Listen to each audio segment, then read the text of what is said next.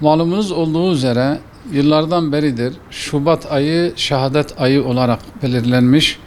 Dünya genelinde bu davaya gönül vermiş, bu dava için mücadele eden tüm İslam'ı yapılar Şubat ayını şehadet ayı olarak değerlendiriyorlar ve bu ayda şehitlerin hayatını anlatan belgeseller, sempozyumlar, paneller düzenliyorlar, konuşmalar, yeri geldiğinde mitingler yapıyorlar.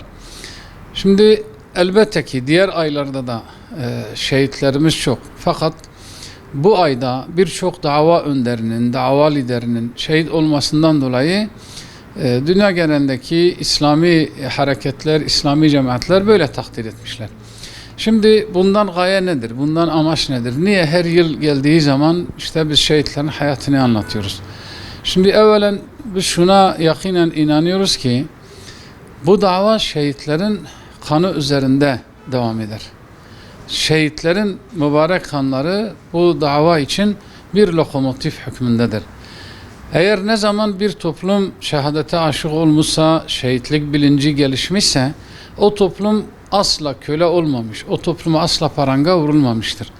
Ama ne zaman bir toplum dünyaya dalmışsa, dünya nimetlerine dalmışsa, şehitliği, şehadeti, Allah yolunda cihadı, mücadeleyi unutmuşsa, o toplum zelil bir hale gelmiş, İslam düşmanlarının ayakları altında ezilmiş, onurunu, izzetini, her şeyini kaybetmiştir. Bundan dolayı Mustazaflar Cemiyeti ve